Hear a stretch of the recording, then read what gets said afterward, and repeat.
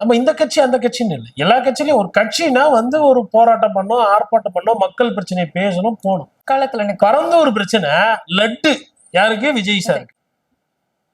ஒரே ஒரு நாள் போனாருன்னு நினைக்கிறேன். ஆமா. அப்புறம் திரட்டி தேவைப்பட்டால் நானே இவங்களை திரட்டி கோட்டைக்கு வருவேன் அப்படின்னாருல. எங்க சார் கோட்டைக்கு வந்தீங்க?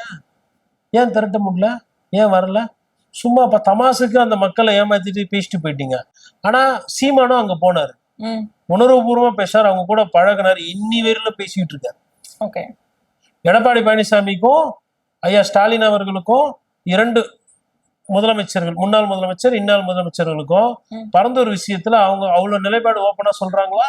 இல்ல. சொன்ன கட்சிகள்ல நாம் தமிழர் கட்சி சொல்லுது. ஆனா தாவேக்கா அது நிலைப்பாடு எடுக்கலாமா? நாம் தமிழர் கட்சியை விட நிலைப்பாடு எடுக்க முடியாம இல்ல மக்களோட அந்த வேவ் லென்த்ல மிக்ஸ் தானே ஆகல. இது எப்படி புரிஞ்சுக்கிறது? சோ களம் அப்படிங்கறது திமுக அதிமுக மாறும் அப்படிங்கறது தான் உங்களோட கருத்தா இருக்கு இல்லையா சார்? 2 கட்சிக்கு நடுவுல தான் போட்டி. ஒன்னு திமுக, ஒன்னு அதிமுக.